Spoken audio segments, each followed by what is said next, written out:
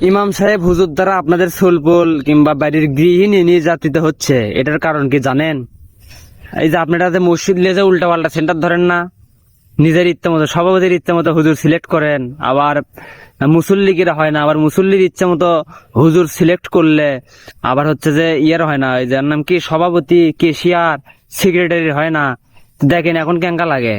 এই হুজুরদের দ্বারা যে নির্যাতিত হচ্ছে, আপনার বাড়ির ছেলের বউ হোক, আপনার নিজের বউ হোক, আপনার নিজের সন্তান হোক, এটার কারণই হচ্ছে এগুলো। ঠিক আছে, স্থানীয় আপনার আশেপাশে তো অনেক আলেম আছে, দেখেন দেখবেন যে প্রত্যেক গ্রামেই কিন্তু আশেপাশে কোনো না কোনো সোল কওমি মাদ্রাসায় লেখাপড়া করছে, ভালো শিক্ষা অর্জন করছে, আলেম হচ্ছে না হলে হাফেজ হচ্ছে। সেই পরিচিত সোলকে আপনি আপনার হচ্ছে যে মসজিদের ইমাম সাহেব বানান, এক জায়গা থেকে ধরে এসে আর এক জায়গাতে ইমাম সাহেব বানাচ্ছেন। হুজুরটা ভালো রে, হুজুরের অভিজ্ঞতা ভালো রে, এটা কিন্তু ঠিক নয়। আর হুজুরদেরকে হুজুর নিয়োগ দেবেন আপনার হচ্ছে আশেপাশের যেগুলো কওমি মাদ্রাসা আছে বড় বড়, সেগুলো থেকে আপনি হচ্ছে বড় বড় হুজুরদের সঙ্গে যোগাযোগ করবেন, সেখান থেকে প্রশিক্ষণ দিয়ে, সেখান থেকে তারা পরীক্ষা নিয়ে তারপরে হচ্ছে আপনার মসজিদে হুজুর নিয়োগ দেবে। আপনারা কেন হুজুর সিলেক্ট করেন? এখন তো সবাই হুজুর হওয়ার চেষ্টা করে, কারণ আজান দিলেই টাকা পাওয়া যাচ্ছে। এখন শুদ্ধ হোক ভুল হোক ওটা দেখার বিষয় না, দুইটা ফতুয়া মারলেই টাকা ইনকাম করা যাচ্ছে।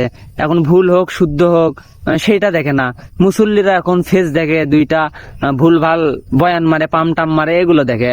তো এগুলো দেখেই তো এগুলো সমস্যা হচ্ছে হুজুরদের দ্বারা। আপনার আশেপাশের পরিচিত হুজুরকে রাখেন মসজিদে, মসজিদের উন্নতি হবে, মুসল্লিও ভালো সুবিধা পাবে, যে কোনো জ্ঞান পাবেন। ওই সারা বছরে একবার যে ওয়াজ মাহফিল শুনে যে জ্ঞানটা না পান, সারা বছরই সেই জ্ঞানটা পাবেন। তো অপরিচিত দূরের একজনকে নিয়োগ দেওয়ার কোনো দরকার নেই। আমি বলবো না যে হুজুরদেরকে অসম্মান করে বলতেছে না, এটা হচ্ছে একটা শিক্ষা নেওয়া উচিত আমাদের। হুজুরদের দ্বারা নির্যাতন বেড়েই যাচ্ছে। তাহলে কি আপনি সব হুজুরকে দোষ দেবেন? না, সব হুজুরকে দোষ দিতে পারবেন না।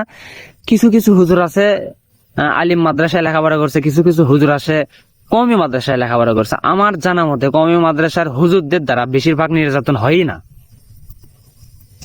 এখন শিশু নির্যাতন বলেন, গৃহবধূ নির্যাতন বলেন, এটা কিন্তু সম্ভবই না। কারণ কওমি মাদ্রাসার হুজুররা সারা বছর কিন্তু আপনার হচ্ছে যে বন্দি অবস্থায় লেখাপড়া করে, তারা হচ্ছে লেখাপড়ার দিকেই সবসময় মনোযোগ থাকে, তাছাড়া এগোনো অসম্ভব হয়। আর দাখিল মাদ্রাসা ধরেন, আরো অনেক কামিল মাদ্রাসা, এগুলো খোলামেলা চলাফেরা, এরা কিন্তু দৈনন্দিন যে জীবন সেটাও কিন্তু পালন করতে পারে, আবার হচ্ছে যে ইসলামিক যে জ্ঞান অর্জন করা সেটাও কিন্তু করে, দুইটাই তারা একসঙ্গে পায়। তো তাদের কিন্তু একটু জ্ঞান বুদ্ধি বেশি থাকে।